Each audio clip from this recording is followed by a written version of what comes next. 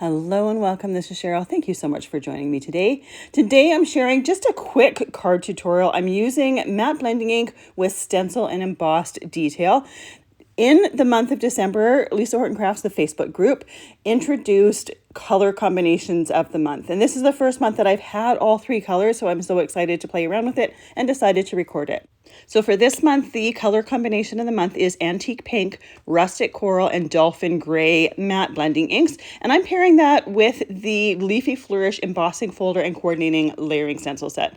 I absolutely love this color combination. I love trying different color combinations because we all have our favorites, the ones that we tend to gravitate to. So they're a great way to get a little bit outside of your comfort zone, but you don't have to necessarily pick all the non-traditional colors for you on your own. So this is a great way to do it because you can kind of see how it works. If you go to the Lisa Horton Crafts Facebook group, you'll be able to see the other cards that people have created, and there's some gorgeous cards with this color combination.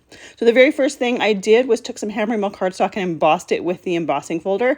My machine is a little bit loose when it comes to this particular folder, so I have a piece of index cardstock that I just keep for my Lisa Horton Crafts folders that are just not quite thick enough for the 3D embossing layering.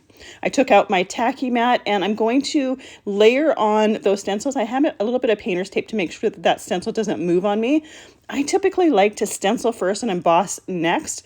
I don't typically like stenciling on top of embossed cardstock. So by taping it in place, I can make sure that it stays where I want it to. I'm using the Lisa Horton blending brushes.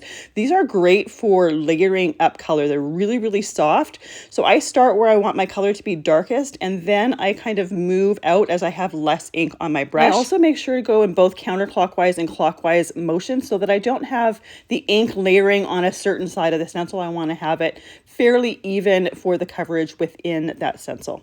Once that first stencil is done, I'm layering down the second one, and they're all numbered.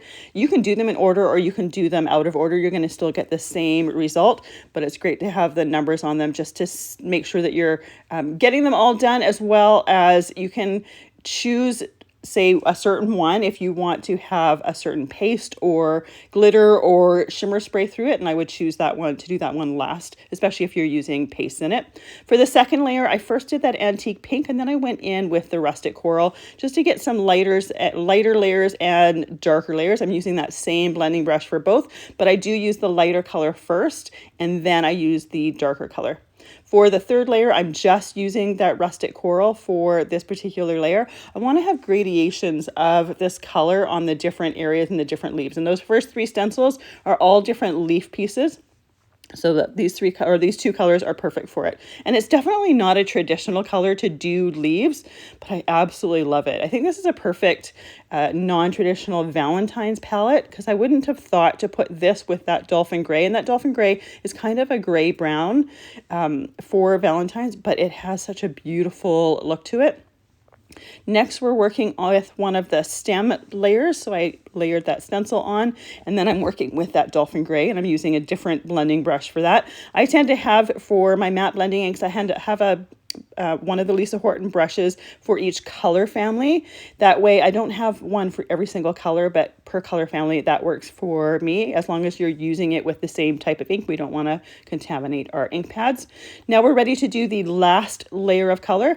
For this one, I'm going to do the Rustic Coral first. Then I'm going to take a dry cloth, clean off that excess ink off of my stencil, and go in with that Dolphin Gray. So I have a combination of the coral as well as that Dolphin Gray. And you do want to make sure when you're cleaning off your mat like that to be careful, because there's a few areas that are pointy and that you could bend the stencil if you're not careful. So light hand with that rather than going too heavy and possibly picking up a piece of your stencil there.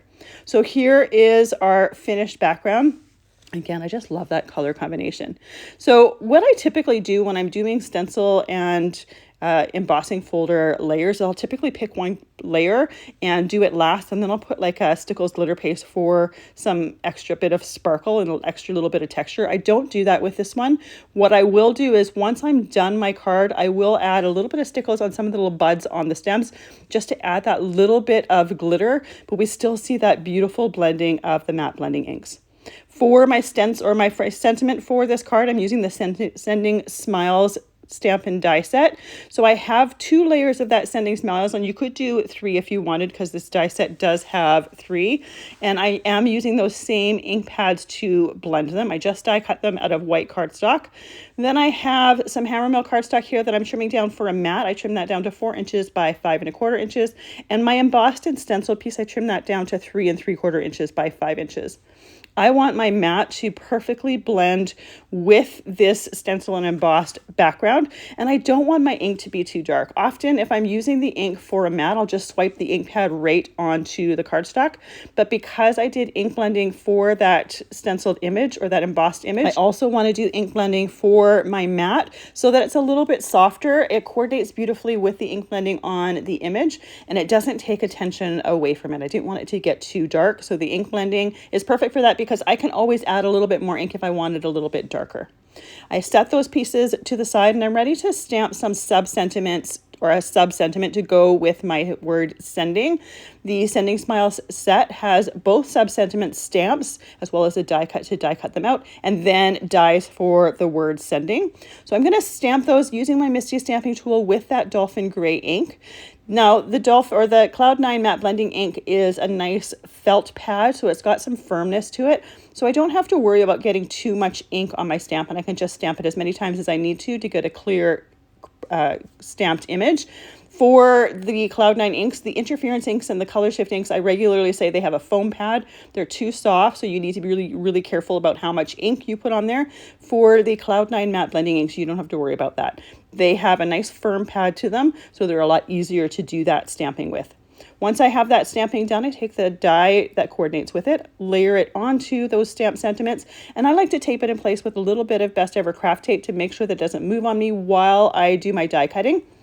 Now, I'm only going to be using one of these sub-sentiments here, so I don't want the other ones to go to waste. What I like to do is I have a little Ziploc bag in my package of the Sending Smiles Stampin' Die set.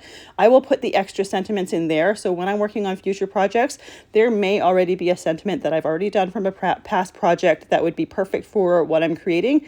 And if I'm looking for a certain sub-sentiment, it's the easiest place for me to look within that Stampin' Die set or whatever. So I'm going to put the extra ones that I don't use in there. I'm going to layer my word sending here. I already have the layers on my A2 card base for my card. Put that word sending there, and then I chose the word gentle hugs. I'm going to put that right underneath that word sending and let that dry for just a few minutes. Then I'm going to pull out the Stickles and add that to my image here. Now, you could leave it exactly as it is. You don't have to put the Stickles on there. It doesn't add any color. The one that I use is a clear opalescent or iridescent one. It doesn't add any color. You can see the color that is underneath it. It just adds a little bit of sparkle. So I like to use it because it just adds that extra little bit of texture, and it also adds something to catch the light when you're tilting the card in the light. It doesn't detract from the image. It just adds that touch of texture there. I let that Stickles dry, and to be honest, it probably took longer for the Stickles to dry than it did for me to stencil my image. It really doesn't take long at all, especially if you're only using dots of it.